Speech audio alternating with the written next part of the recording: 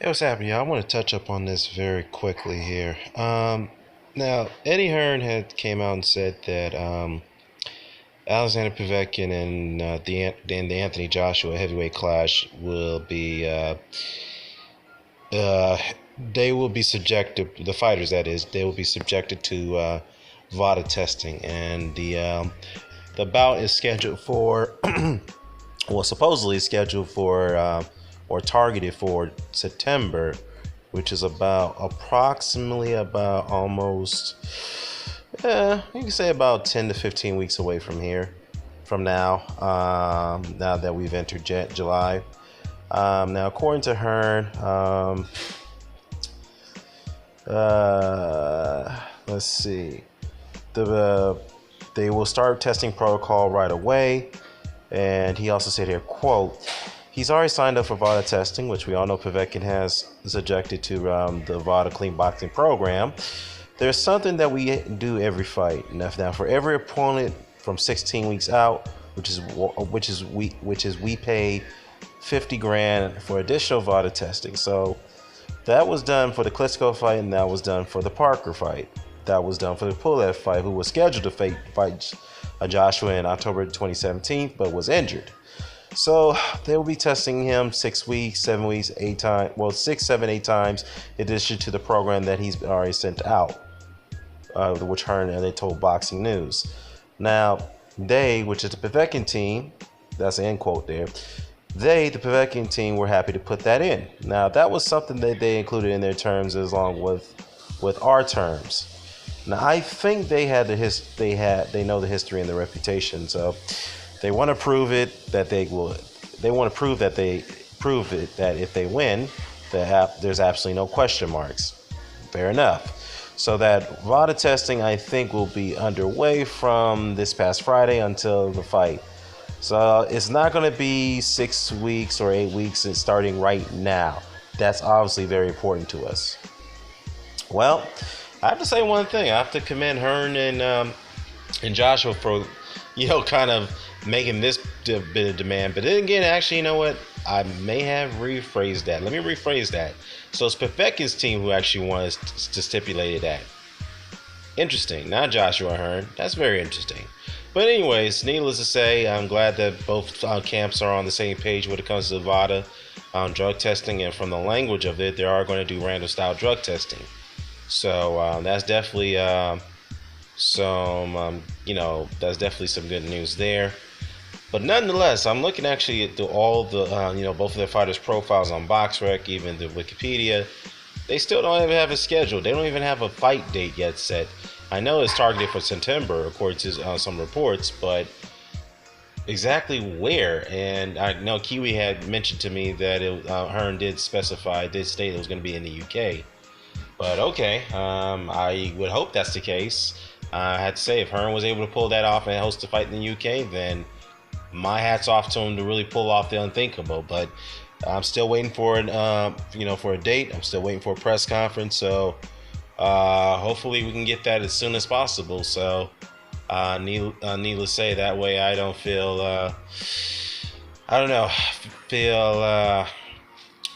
what's the word I'm looking for? Feel complexed about the schedule of this fight. There you go. Or guessing, I should say, or wondering. But it is what it is. I'm glad that both fighters, both camps at least were able to agree to this particular term of the fight. So, yes.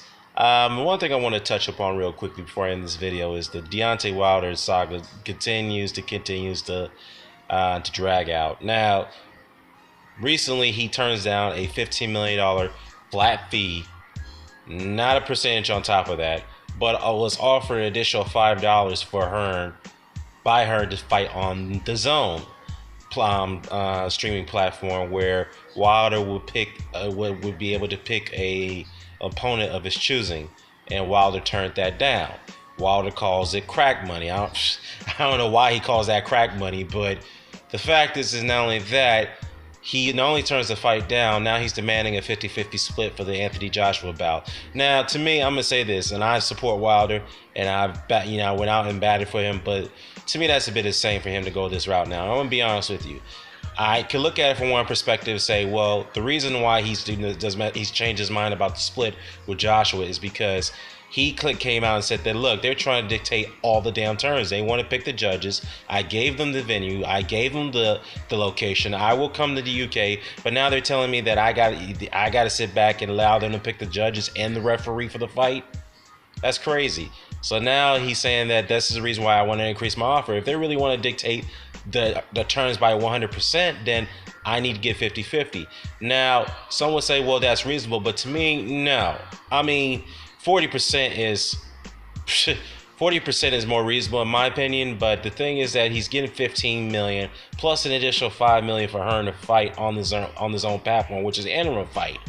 To me, I don't think that's a bad deal, and trust me, guys, I support Deontay Wilder, but I think that's not a bad deal, and I don't think he should have turned that down. And more so, let's be real, Joshua should not have turned down that $50 million deal. Now, let's not get it twisted, okay?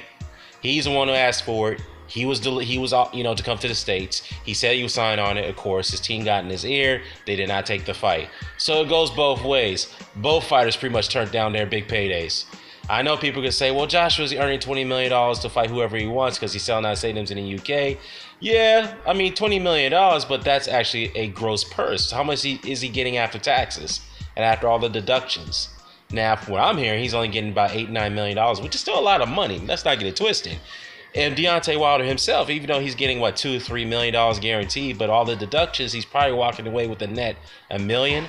So, that's still a lot of money compared to what we would earn on our normal lives. But, as marquee fighters, $1 million is seen a bit somewhat average these days. So, if we talking about that's average money, that's a whole lot of fucking money to be considered an average, purse for a fighter who's a marquee fighter, that is, like Wilder, or even Joshua per se. But, yeah, I think, Deontay, that was just, to me, for him to do that and call it crack money, he's given the ammunition to those who don't like him, the detractors, that is.